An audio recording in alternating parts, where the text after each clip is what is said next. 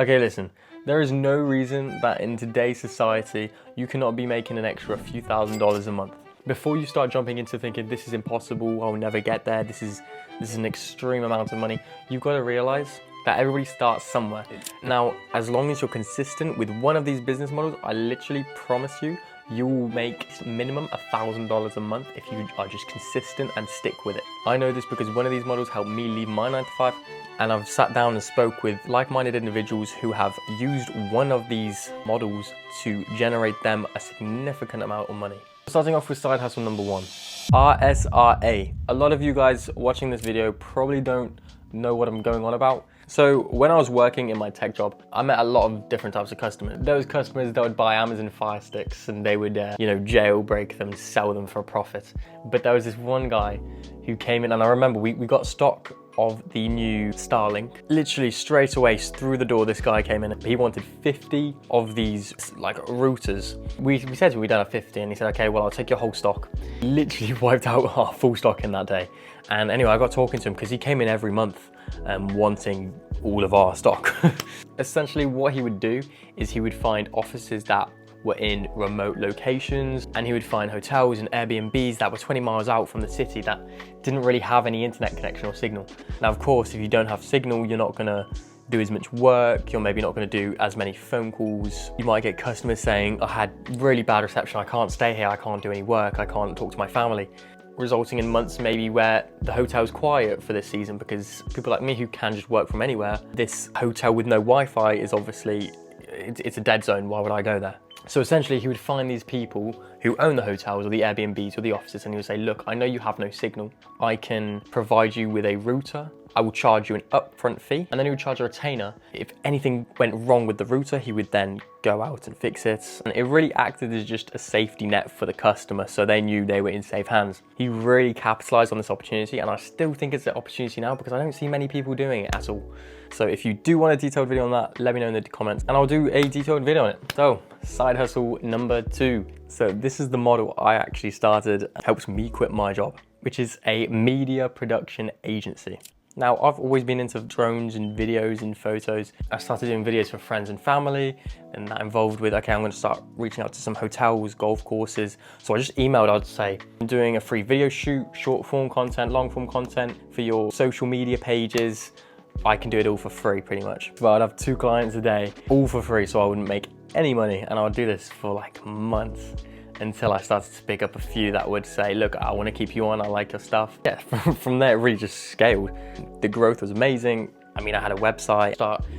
There was one point where I had too many clients on and it was just me, so then I had to say, okay, look, I'm gonna have to bump up the price now, and if we lose a few customers, then we lose a few customers. But it got to a point where I was doing so much work for not that much money, then I had to, but you learn all this as you go along. This is an amazing side hustle I really recommend because it was the first one that I started.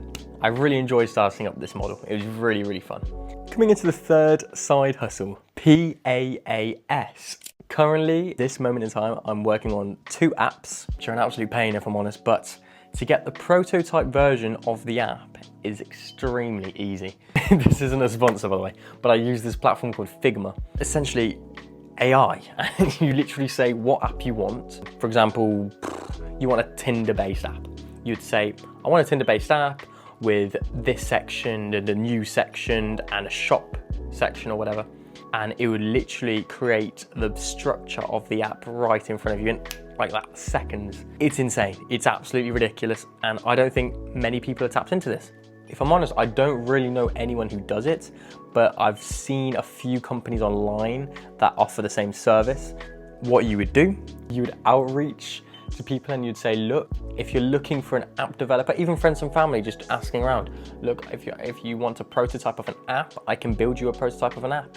It will cost you £150 and I will create you a demo of an app, which you can then send off, get then a developer to do it, or maybe you even include the developer in your package. Maybe say, look, and if you like it, pay another £500 and we can hire a developer. It's amazing because I know so many people who think applications are so hard, and I don't think they really understand that everything's advanced now and AI is at our fingertips and we can really just literally type in what we want and it can be like that. I mean, I created an app in 20 minutes. Yeah, I really think it's not tapped into. So that's my 3rd one. Okay, so number 4, clipping. I wasn't sure if I was gonna add this to the list, but I thought it's still a good model. I first learned about clipping off of TikTok, and I saw a lot of streamers mention how much they paid to clippers, and I was a bit skeptical at first, so I signed up to WAP. If you don't know WAP, it's where people sell courses and put their content on there for others to then manipulate and create clips. People do this for streamers, so they say, look, if you can get people to my content and you get 1 million views, I'll pay you £1,000. That's essentially clipping, and there are hundreds of creators making thousands of pounds a month. It's insane. That is why clipping is, I guess, in my 4th spot. Number 5. Now, this is a bit of a dodgy subject because I didn't really believe in this as much, but I've come to the realization of how lucrative this model really is. It's ridiculous. Faceless AI content. I know what you're thinking, but trust me, this is ridiculous. I sat down with my friend who I knew from high school, and he showed me these AI faceless account he had. He had 3 on TikTok, 3 on Snapchat, 3 on YouTube, and minimum views he would get per post, I'm not even joking, was about 600,000 views.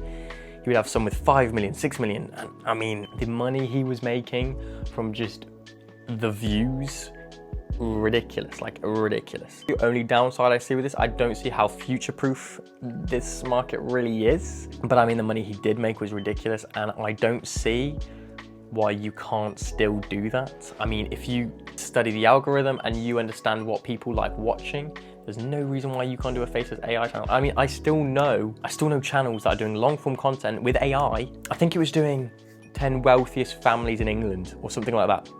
And it'd be an AI voice and then just stock images. And I mean, they had like 500,000-600,000 views on it. I really think if you look into it and tap into it, I really think this is a way to really make some money on YouTube. Those are the 5 side hustles I would recommend starting, especially coming into 2026. I mean, some of those models I've mentioned today, I really think aren't tapped into. If you're interested in learning more about any of these models, let me know which one in the comments. Thank you guys for watching. I will see you in the next one.